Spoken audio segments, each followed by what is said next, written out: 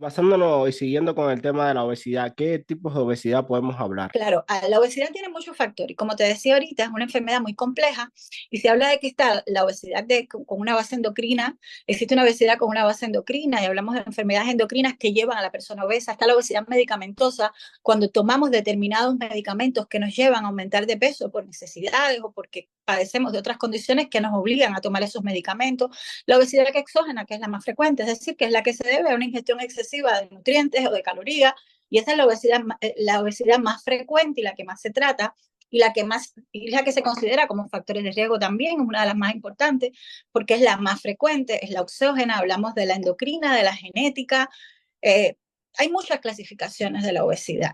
Yo creo que como importancia, como factor de riesgo fundamental, yo creo que está la obesidad exógena, la que adquirimos en el transcurso de la vida, y una parte importante, pues se habla de factores hereditarios y de medicamentos, son las que más quizás más peso tienen en el día a día, ¿no? Es las que más peso tienen.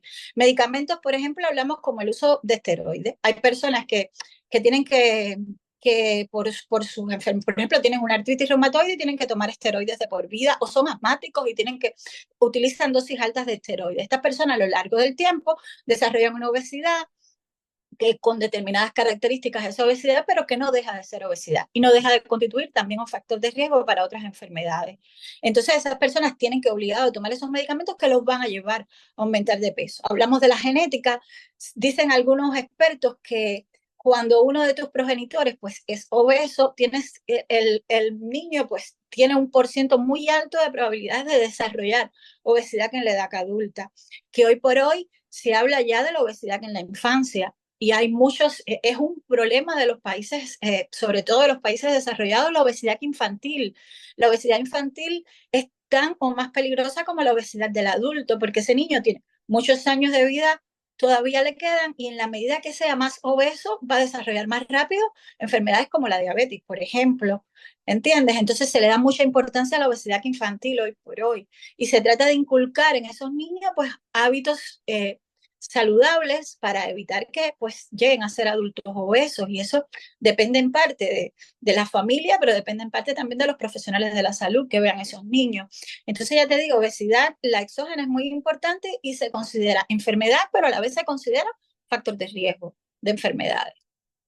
Yo recuerdo que uno de las enfermedades genéticas que dan obesidad, si mal no recuerdo, es el síndrome de Prader-Willi, algo así, ¿no? Sí, lo que pasa es que en importancia o en frecuencia es un síndrome que no es tan frecuente, ¿ves? Yo te mencioné, creo que los más frecuentes en la práctica médica diaria, porque ya si hablamos de síndromes genéticos específicos, bueno, pues el porciento del impacto que tienen a nivel general de la población, pues no es tan alto, ¿entiendes? Hablábamos, existe el síndrome de Cushing, que también es muy frecuente y que lleva a la persona a la obesidad. Entonces, eso sí, si vas a ver la obesidad como un problema de salud mundial, pues esas causas no son ya, vamos a decir, las que tienen el mayor impacto o el mayor problema a nivel de la salud. ¿Por qué? Porque estos síndromes no tienen una frecuencia tan alta en la población. Entonces, si vas a ver lo que de verdad afecta a la población, yo creo que la obesidad se relaciona directamente con hábitos alimentarios, con hábitos de vida y con estilos de vida. Es decir, con lo que lleva a la persona esa. Yo creo que para el consumo extensivo de estos medicamentos, como usted había hablado de los esteroides, ¿pudiera usted explicar un poquito más cuáles son los esteroides, cómo se conocen comúnmente y cómo es que se pueden manifestar? Tengo entendido que hay un síndrome de Cushing también medicamentoso. Sí, claro. Los esteroides son medicamentos muy usados en el mundo actual. Son medicamentos que resuelven cualquier problema, pero que al final no curan nada. Algo así, más o menos, es algunos estudios que hablan y que se utilizan. Y yo creo, por ejemplo, aquí, desde que llegué a España, yo veo que se abusa del uso de los esteroides. Se abusa muchísimo del uso de los esteroides. Antes que usar un antihistamínico, se usa un esteroide a veces. Entonces, eso pues lleva a que las personas pues lo vean como un medicamento hasta cierto punto popular, porque los esteroides tienen determinadas indicaciones médicas, se conocen como antiinflamatorios no esteroideos, sus principales nombres conocidos, aunque tienen muchos nombres comerciales, son las prednisona o prednisolona o hidrocortisona, y a partir de ahí se generan una serie de marcas comerciales y de principios comerciales que su uso puede ser por vía inhalatoria, por vía oral al tomar un comprimido o por vía intramuscular o endovenosa para inyectarlo. Sus usos son tan amplios como la variedad de formas farmacéuticas que tienen. Uno de los usos más frecuentes, hablamos de una enfermedad crónica como el asma bronquial, que al final los episodios de moderados a graves de asma bronquial llevan tratamiento con esteroides sí o sí. Y que por eso en el mercado, hace muchos años ya, salieron esteroides inhalados, que se dicen que sus efectos son beneficiosos porque actúan nada más a nivel pulmonar y no tienen efectos sistémicos tan importantes como cuando usted se toma una prednisona bioral. Y que se preconiza incluso en los protocolos del tratamiento del asma, cuando usted los revisa, lo principal es usar esteroides inhalados y no utilizar ya esteroides por otras vías. Y que usted utiliza ya una vía oral, intramuscular o endovenosa cuando estamos hablando de un asma grave que ya comprometa la vida del enfermo. Eso es en el caso del asma, por ejemplo. Pero hay cuadros como reacciones anafilácticas, como shock, como la picadura de insectos. Yo he visto personas aquí utilizar un esteroide oral porque le picó una avispa y vienen a veces con una indicación médica y yo digo, pero bueno, a no ser que seas extremadamente alérgico, que tengas una reacción exagerada a picaduras de insectos, porque ya te haya pasado, puedes resolver la picadura de avispa con otro, con un antihistamínico, por ejemplo, que tiene efecto local y que no necesariamente tienes que llegar a tomarte un esteroide. Entonces los esteroides se utilizan también en procesos crónicos como del tipo artritis. Digamos artritis, es la artritis reumatoidea juvenil, la artritis reumatoidea del adulto, la espondilitis, es decir, tienen muchos usos en la reumatología porque está demostrado que son analgésicos, antiinflamatorios y que alivian el dolor. Por tanto, muchas personas que padecen estas enfermedades crónicas necesitan tomar esteroides y ese tratamiento por lo general es por mucho tiempo o a veces de por vida y entonces los lleva a tener los efectos adversos que sufren los esteroides, que dentro de ellos estamos hablando de la obesidad o el síndrome de Cushing que mencionabas ahorita, que genera una obesidad centrípata, es decir, una obesidad hacia arriba, y los pacientes adquieren una forma de cara como de luna llena, obesidad hacia troncular, hacia los hombros, hacia el tórax y piernas delgadas. Entonces, eso es lo que lleva muchos efectos adversos de los esteroides, además de que son hiperglicemiantes, es decir, llevan a la diabetes mellitus. Es una de las complicaciones que llevan los esteroides, es decir, pueden desencadenar hiperglicemia o elevaciones de la glicemia en el organismo, que si es mantenida puede evolucionar a la diabetes, pero causan osteoporosis en las mujeres de más de 40 años, es decir, causan daño óseo cuando se toman por mucho tiempo, pueden causar hipertensión arterial, es decir, son considerados medicamentos que se utilizan, como te decía, para muchos usos, pero constituyen un arma de doble filo. Es decir, su uso puede ser beneficioso hasta cierto límite, pero hay que saber cuándo parar y cómo hacerlo. Porque cuando los tomas durante mucho tiempo no puedes suspenderlos de forma brusca porque pueden tener un efecto rebote en el organismo, es decir, causar efecto más dañino o, no, o el efecto contrario. El efecto rebote se conoce como el efecto contrario al que yo desearía que estaba logrando. Entonces, se deben dejar de tomar de forma lenta y paulatina y lograr como desensibilizar al enfermo de ese medicamento y utilizar cada vez las dosis más bajas posibles. Por ahí vamos con el tema de esteroides, que son los medicamentos pues, más usados y que pueden llevar al paciente a la obesidad.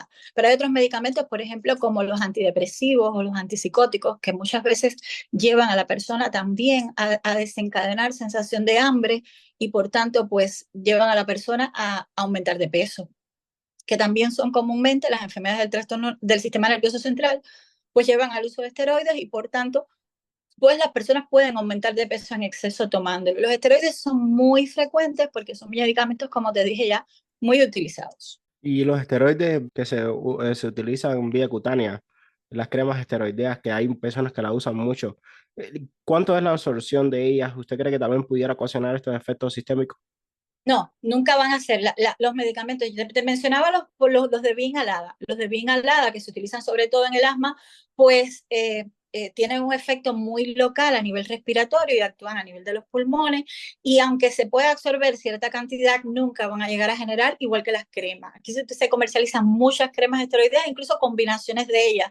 Y el uso de estas cremas van a tener casi siempre un efecto local. Yo te mencionaba la picadura de un insecto.